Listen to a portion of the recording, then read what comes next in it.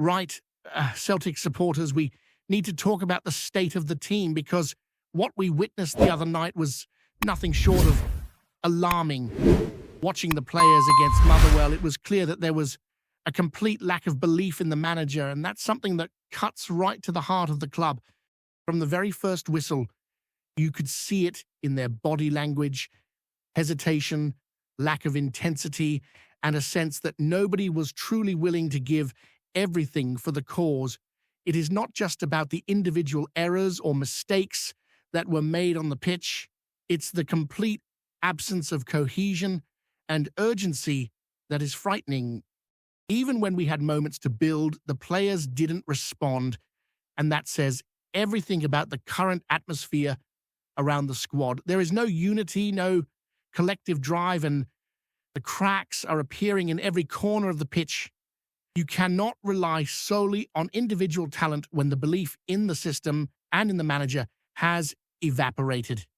And that, right there, is the fundamental problem we're facing at Celtic just now.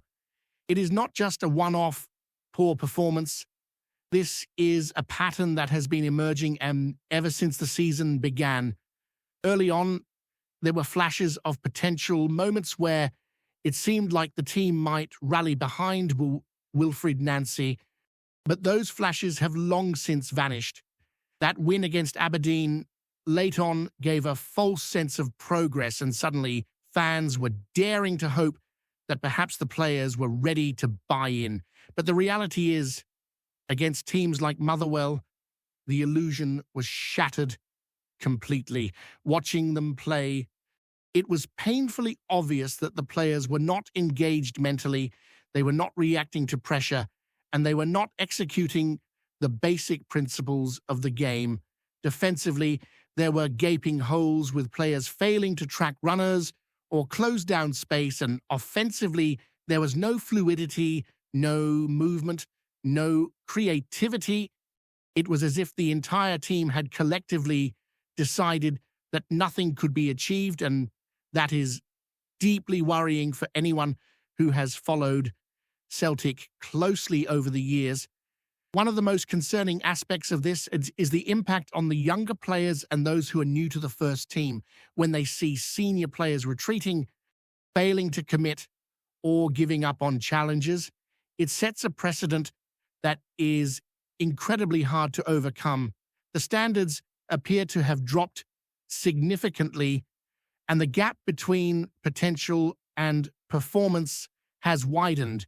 You look at the midfield, for instance, where players like Callum McGregor and Paulo Bernardo should be driving the game forward, but instead they appear uncomfortable, hesitant, and ineffective. Their decision-making is poor, passes go astray, and they rarely create chances or support the attack in meaningful ways. And this isn't a one-game issue. It's symptomatic of a wider problem with preparation, belief, and leadership.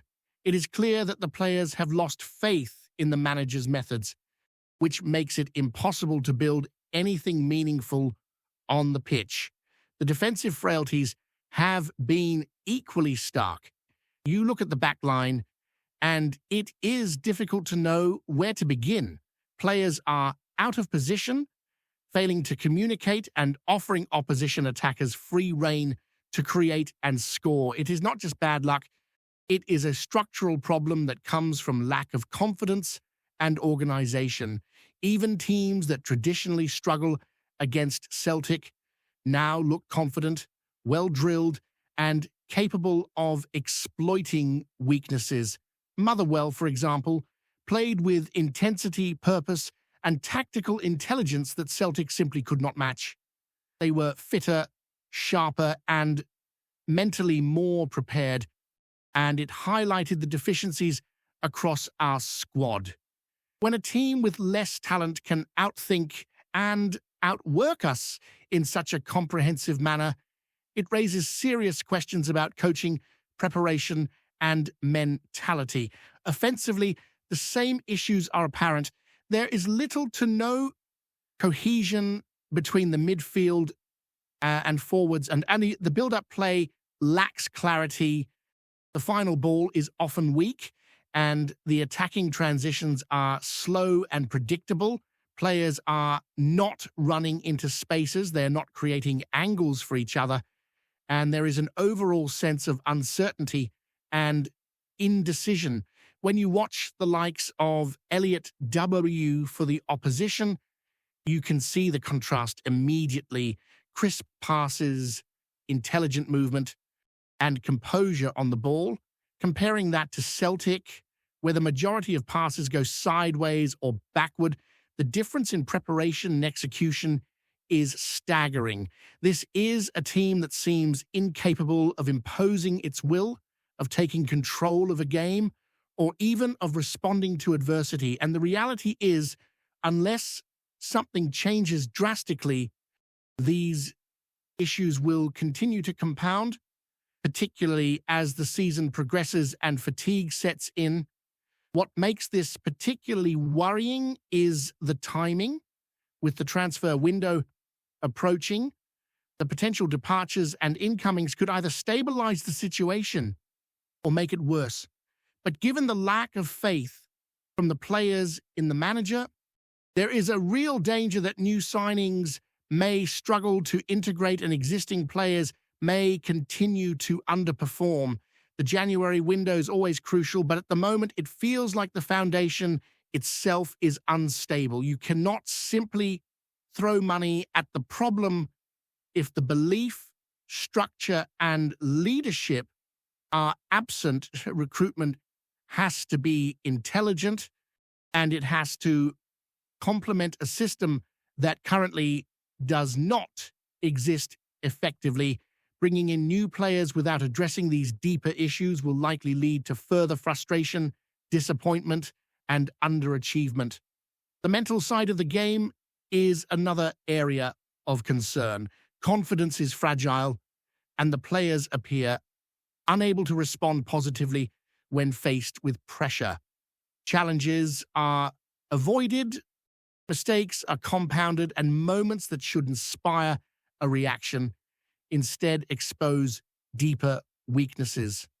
Watching Luke McCarr, for example, pull out of challenges or hesitate in critical moments, it is evident that there is a lack of professional pride and mental sharpness. These are basic attributes expected at a club like Celtic, yet they are missing consistently. It is not solely the manager's responsibility. Leadership on the field from senior players is equally critical, but when the players are disengaged, there is little chance of correcting the course mid-game. Even the tactical awareness seems diminished. Teams that we once considered beatable now appear far more dangerous because we are not prepared to adjust. The opposition identifies weaknesses and exploits them ruthlessly, while Celtic struggles to react. The manager's instructions either fail to reach the players effectively, or the players are unwilling or unable to implement them under pressure. The resulting performances are fragmented, disjointed, and lacking any sense of rhythm or purpose. Each game feels like a battle just to stay afloat, and the supporters are left questioning not just the result, but whether the team can compete consistently at the level expected of a club of Celtic stature. It is easy to point fingers at individuals, but the issues are systemic. Every department on the pitch, defense, midfield, and attack, appears compromised by a lack of belief, preparation, and cohesion. Mistakes are compounded by poor communication and tactical naivety. Even when opportunities arise, the execution is so poor that it fails to translate into tangible results. The contrast with well-drilled opponents is stark, and it is not a matter of luck or form. It is a reflection of underlying problems that must be addressed urgently.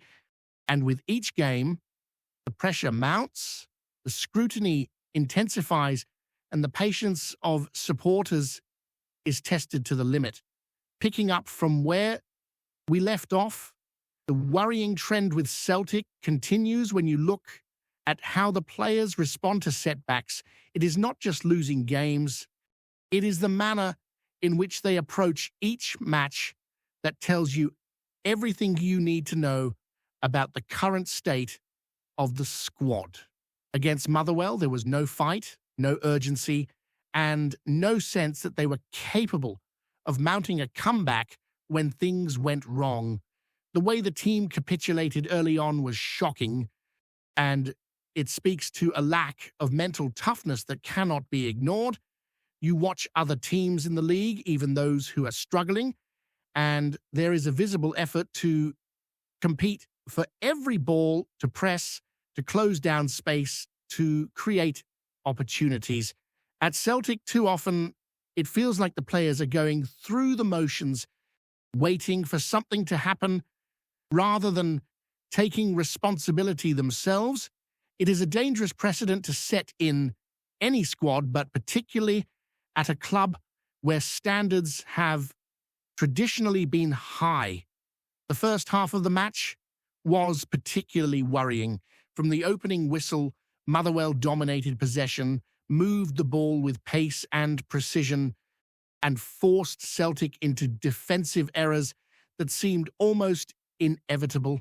It wasn't just bad luck, it was poor positioning, poor communication, and a lack of awareness that made the team vulnerable at every turn.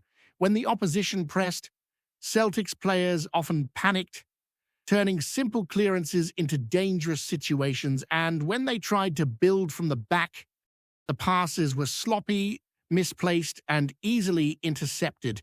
The midfield, which should act as the engine of the team, was sluggish, hesitant, and lacked any sort of control or influence over the game. And in attack, when moments did arise, the delivery was weak, crosses were poorly timed, and finishing was uninspired. It was as if the team had collectively decided that nothing would work, and they were powerless to change it. One of the most striking aspects of this collapse is the lack of initiative shown by senior players. You expect leadership from the experienced members of the squad, particularly in moments of adversity, yet that was completely absent. When the game was slipping away, nobody seemed willing to take responsibility. Challenges were half-hearted, runs were uninspired, and the urgency that should have defined the team was completely missing. It is not just a tactical issue, it is a psychological one. The players do not appear motivated to win, and that is far more concerning than a single poor result. Confidence is fragile, and once it is gone, the team struggles to recover without strong leadership and a coherent plan. At the moment, both appear to be lacking. When you analyze the attacking output, it is equally troubling. The team seems incapable of building sustained pressure or creating clear-cut chances. Passing is often sideways or backwards. Movement off the ball is minimal, and players do not seem to know where to position themselves to exploit space. It is the kind of football that is easy for opponents to neutralize, and Motherwell in particular took full advantage. Their pressing was relentless, and they forced mistakes at every turn, turning even minor errors into significant threats. For a club like Celtic, which prides itself on controlling games and dominating possession, this level of disorganization and inefficiency is alarming. It shows that the team is struggling to implement even basic tactical instructions, and that raises serious concerns about preparation and coaching. The January transfer window looms large, but there is a real risk that it could make things worse rather than better. Players who are leaving will need to be replaced, and the new signings will have to integrate into a squad that currently lacks cohesion and belief. Without a clear system and a manager that commands respect, new players may struggle to adapt, and the existing issues could be exacerbated.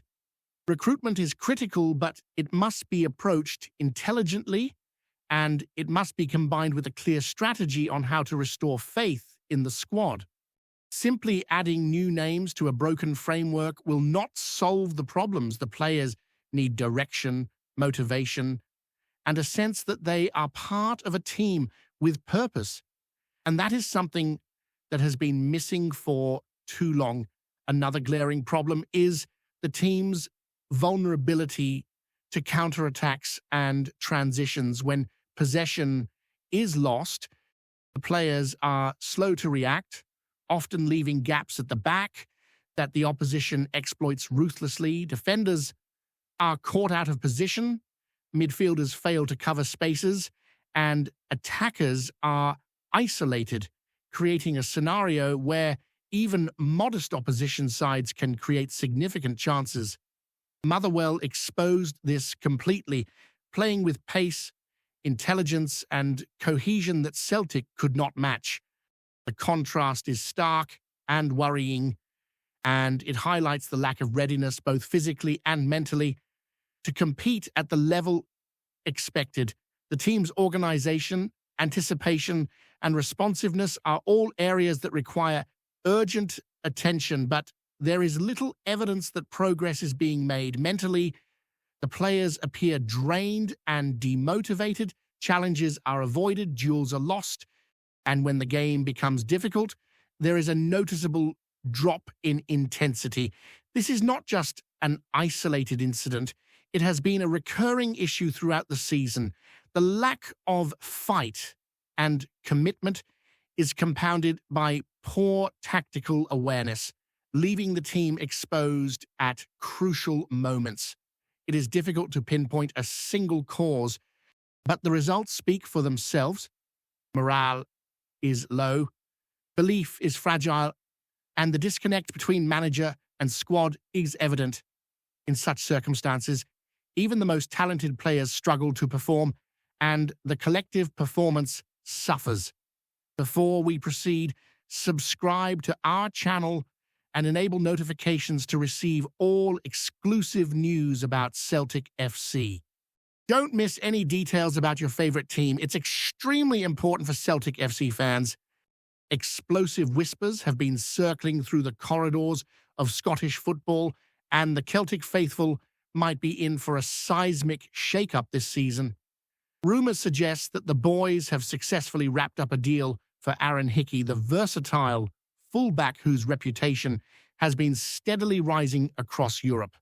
If these talks bear fruit, it could signal a dramatic shift in the club's ambitions and tactical setup. Hickey, once lauded for his deft touches and ability to glide down the flanks with the sort of poise usually reserved for the elite, seems to fit perfectly into what Celtic's management are reportedly envisioning. Sources close to the squad hint that the young Scots' arrival could provide the defensive stability the boys have lacked, while also injecting fresh attacking options. The speculation alone has fans buzzing, imagining a side that suddenly feels more balanced, more daring, and capable of taking the fight to any opponent in the league or beyond.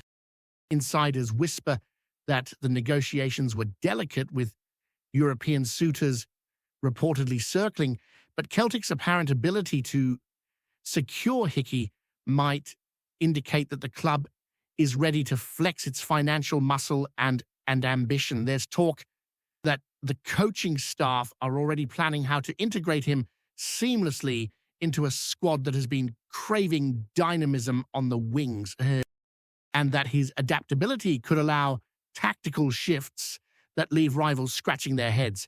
While nothing has been officially confirmed, the mere possibility of Hickey donning the famous green and white hoops has ignited feverish debate online. Fans speculate on whether he'll slot in at left back or perhaps take on a more fluid role, contributing both defensively and offensively. Conversations in local pubs and online forums suggest a mixture of excitement and cautious optimism as supporters ponder the transformative impact of a player who seems destined for bigger stages. If the rumours hold any weight, Celtic could be staring down a season that feels entirely different from the last, one where expectations are higher, dreams bolder, and every match carries the electric anticipation of what this new signing might bring. The air is thick with speculation, and while the board remains tight-lipped, the whispers alone are enough to set tongues wagging across Scotland and beyond. One thing is certain, if AARON Hickey really is heading to Celtic, this campaign might just be the most intriguing in recent memory. Hello, fan. Don't forget to like and subscribe to the channel, as it means a lot to Celtic FC. Also, share your opinion about the news in the comments below. See you in the next video.